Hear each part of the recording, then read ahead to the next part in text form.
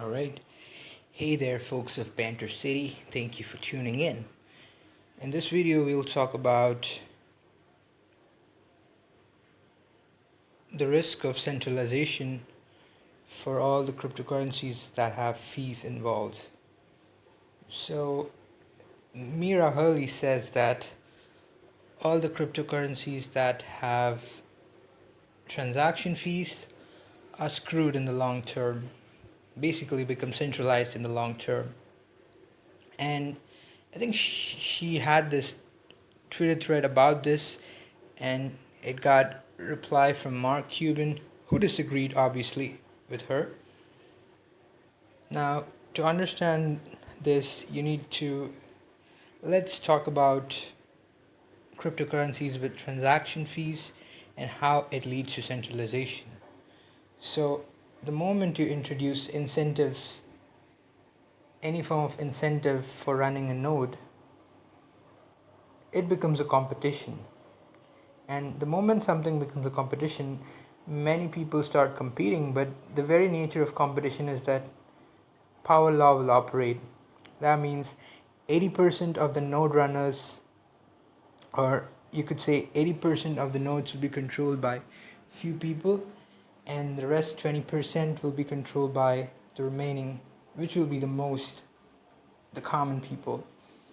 So this leads to centralization, and this became very much evident with Bitcoin miners. Most of them were centralized in China, these mining pools, but now they're moving out of China. But regardless, they will be centralized somewhere. But yeah, it's a good news for Bitcoin that they are moving out of China finally. Hopefully it will be spread out in different parts of the world. And then, so similarly, even if you consider proof of stake cryptocurrencies, those two have the problem of a single person, say like Binance, owning most of the stake. When it comes to cryptos like Tron, EOS, Binance owns almost 40% or even 50% of the tokens. And Binance is a good validator, so they don't generally do 51% tax because they care about the crypto ecosystem. But again, someday if they end up doing it, it's not gonna look good, and it's definitely a threat that anyone would want to minimize. So in the long term, the dominant players end up getting more and more market share, and because the dominant players get most of the incentive out of mining or running nodes, they become more stronger. The strong get stronger, and basically this creates a looming centralization in which very few players control the entire network. So this is the whole thing about Mira Hurley's argument of centralization due to economies of scale. And also another thing Nano founder Colin Lemieux said is that having incentives for running the network puts the node operators against the users. So the users want the network to improve, the software to get upgraded, to get better, and so on. But if the network gets better, if it scales better, the fees that the rent seekers, the node operators collect will not be as much as on a slow network, on a crowded network. So it all aligns nicely for with the claim of network upgrades. That's one of the reasons why you don't see too many upgrades running on the Bitcoin network. Yes, it is. It's true that constant upgrading and tweaking is not a good thing for a public chain that aims to be money. But again, given obvious problems or obvious scalability issues,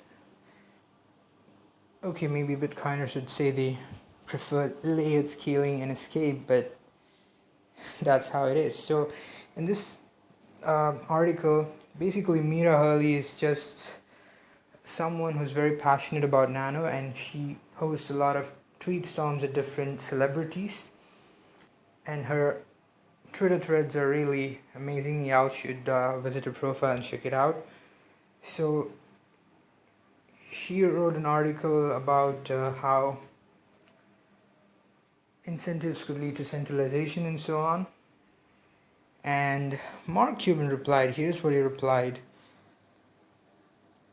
no chance. A node may not require much power, but it requires monitoring it, upgrading it, and dealing with it. And networks like Polygon and others have such small gas fees. We would rather they just deal with nodes. So this was that major thread by Mira Hurley. Here it is. On the long term issues of proof of work and proof of stake coins such as Bitcoin, Ethereum, and 99% of crypto.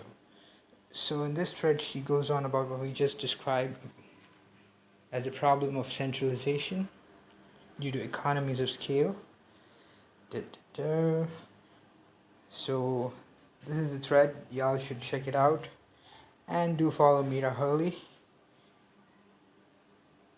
So, in both cases, centralization over time happens. This is worrying as decentralization underlies security and stall resistance in decentralized systems.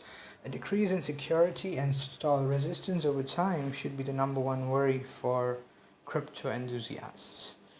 So she went on, this is a large thread, and eventually good old Mark replied, I think no-fee networks end up being the most centralized and probably fail.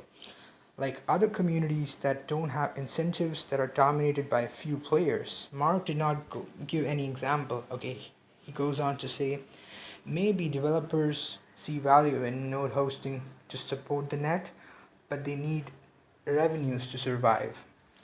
This is funny because we have thousands of people running Bitcoin nodes with no incentive. There is zero incentive for running a Bitcoin node. The miners are the ones who are getting all the incentives, all the transaction fees, who are having all the party. But the people like you and me who run Bitcoin nodes don't get incentivized. Yeah, we run it because we care about the network. So similarly, people could run a nano node. Unfortunately, Mark Cuban says that no fee networks will end up centralized, but he doesn't go on to give any examples or nothing, nada. And Mira replies that I think that's true if there's no other incentive, but to give an example, if Dallas Mavericks knew they could save 2% on all transaction costs, they'd probably think $20 a month cost of a node was worth. Okay, Mark goes on and argues for cryptos with incentive, but the point has been made clear. Even Mark was not able to debate or give us an example of some crypto that has an incentive. So eventually, it was a great thread. Y'all should check it out. And I'll stop for now. Thank you for listening, guys. Cheers.